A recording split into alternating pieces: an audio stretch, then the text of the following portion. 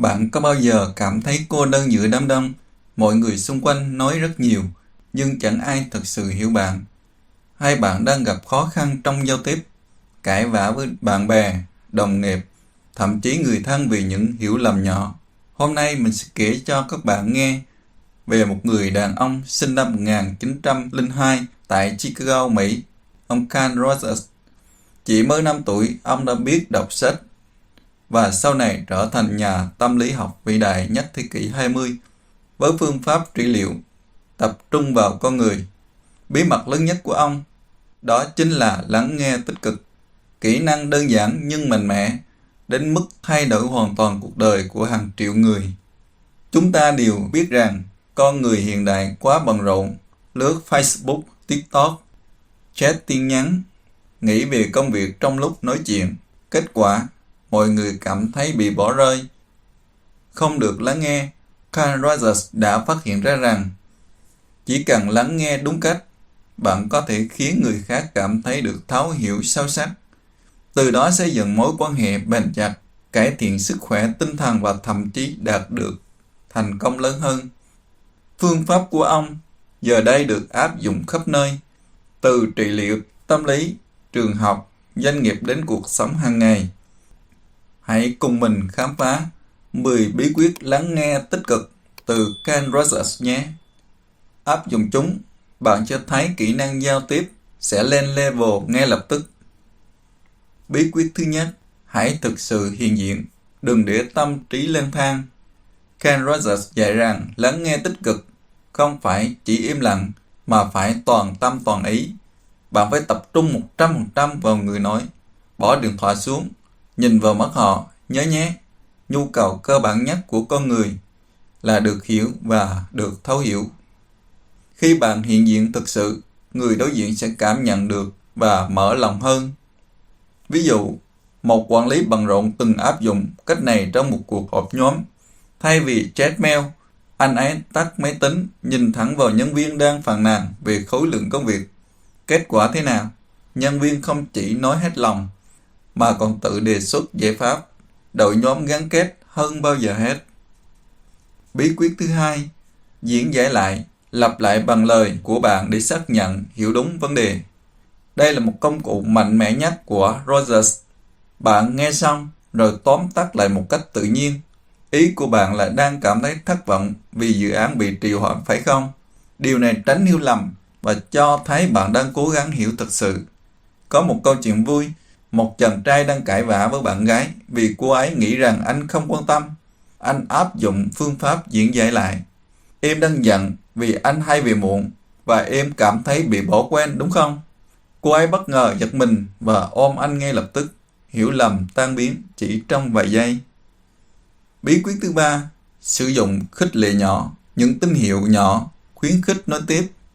Chỉ cần cái gật đầu, mỉm cười, tiếng nói hoặc tiếp đi là đủ. Đây là cách Rogers khuyến khích bệnh nhân mở lòng mà không chen ngang.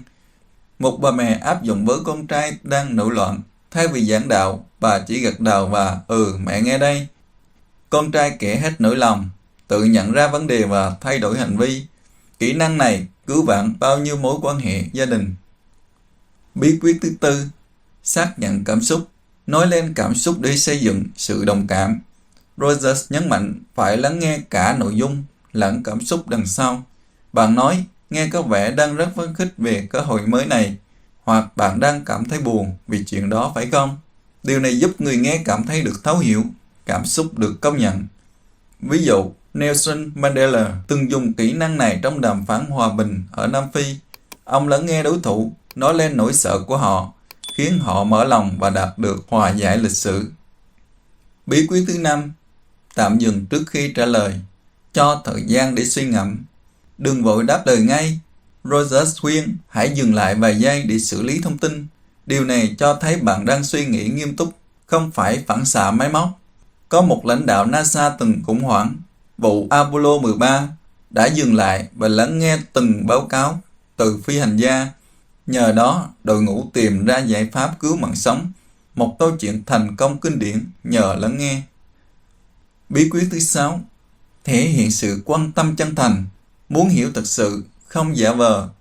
Đây là bí quyết khó nhất nhưng mạnh mẽ nhất. Rogers nói bạn có thể kết bạn nhanh hơn trong 2 tháng bằng cách quan tâm người khác, hơn là 2 năm cố làm người khác quan tâm mình. Hãy thực sự tò mò về câu chuyện của họ. Barack Obama từng tổ chức listening tours, các cuộc thăm để lắng nghe người dân để hiểu nhu cầu thực sự, giúp ông xây dựng lòng tin và thành công trong chính trị. Bí quyết thứ 7, kết hợp 3 điều kiện cốt lõi của Rogers: đồng cảm, chân thành và tôn trọng vô điều kiện. Carl Rogers dạy rằng để lắng nghe thực sự hiệu quả, bạn phải có 3 thứ này. Thứ nhất là sự đồng cảm, đặt mình vào vị trí của người khác để hiểu cảm xúc của họ. Thứ hai, tính chân thành, là chính mình, không giả tạo. Thứ ba là sự tôn trọng vô điều kiện, chấp nhận con người họ hoàn toàn. Họ dù có sai lầm hay khác biệt đến đâu, đừng bao giờ phán xét. Đừng nghĩ, ồ sao người này lại thế nhỉ? Hãy nghĩ, đây là con người thật của họ, và mình tôn trọng điều đó. Nhớ nhé, nhiều nghiên cứu khoa học đã chứng minh, khi bạn áp dụng 3 điều kiện này, người đối diện sẽ giảm lo âu, bớt trầm cảm, và mối quan hệ trở nên gắn bó hơn. Thậm chí năng suất làm việc cũng tăng vọt, vì mọi người cảm thấy an toàn khi chia sẻ ý tưởng. Một doanh nhân nổi tiếng từng kể, ông chỉ cần lắng nghe nhân viên với sự tôn trọng tuyệt đối, không chen ngang, phán xét. Thế là cả đội ngũ bỗng trở nên sáng tạo hơn. Doanh thu tăng 30% chỉ trong vài tháng. Bí quyết thứ 8, áp dụng trong xung đột. Lắng nghe trước khi biện minh. Khi tranh cãi với vợ hoặc chồng, bạn bè hay đồng nghiệp, bạn thường làm gì? Lao vào giải thích, biện minh ngay phải không? Đây là một sai lầm lớn. Carl Rogers đã chứng minh rằng chỉ cần lắng nghe tích cực, người kia sẽ tự tìm ra giải pháp cho chính vấn đề của họ. Có một vị giám đốc công ty lớn từng đối mặt với nhân viên hàng loạt khiếu nại về lương thưởng. Thay vì bảo vệ chính sách công ty ngay lập tức, ông mời từng người vào phòng, rồi lắng nghe, không phán xét.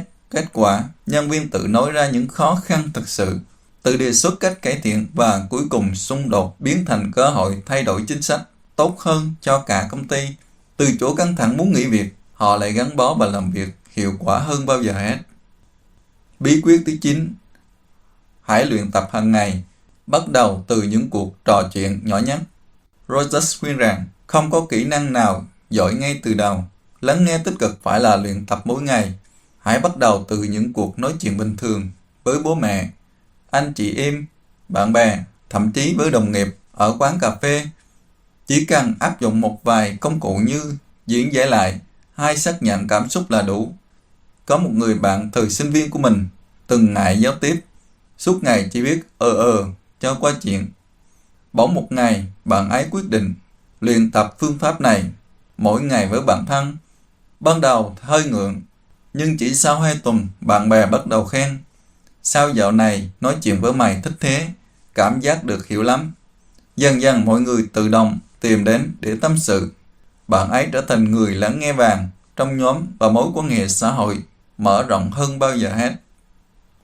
Bí quyết thứ 10, quý trọng từng phút lắng nghe. Nó đáng giá hơn cả vàng.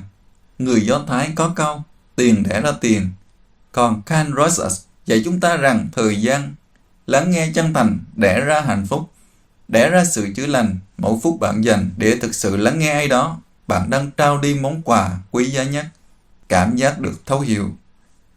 Rogers đã giúp hàng ngàn bệnh nhân tự chữa lành chỉ bằng phương pháp ngồi lắng nghe họ mà không hướng dẫn, không phán xét.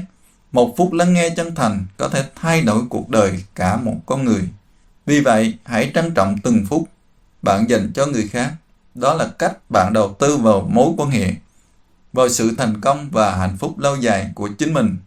Áp dụng 10 bí quyết này từ Carl Rogers, bạn không chỉ cải thiện giao tiếp mà còn trở nên lôi cuốn hơn, mối quan hệ bền chặt hơn, sự nghiệp thăng tiến hơn. Hãy nhớ nhé, lắng nghe tích cực không phải là kỹ thuật mà là cách sống.